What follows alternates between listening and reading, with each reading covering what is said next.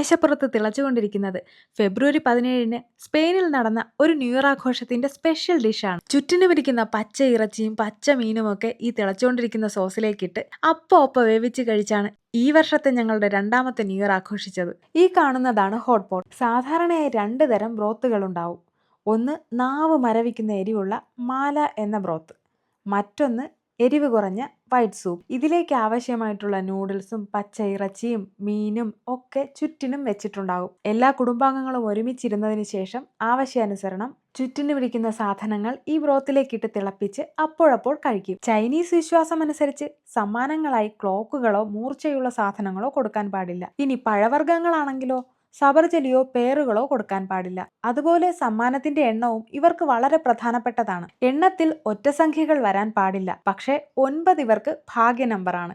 അതുപോലെ ഇരട്ടസംഖ്യകളിൽ 4 ഇവർക്ക് മരണമാണ്. അതുകൊണ്ട് അതും കൊടുക്കാൻ പാടില്ല. 9, 8, 6 ഈ സംഖ്യകൾ വളരെ ഭാഗ്യമാണ് ഇവർക്ക്. ഇനി സമ്മാനം പൊതിഞ്ഞു കൊടുക്കുന്നത് ചുവപ്പിലോ സ്വർണ്ണ നിറത്തിലോ ഉള്ള കവറുകളിലായിരിക്കണം. വെള്ളയോ കറുപ്പോ വരാനേ പാടില്ല.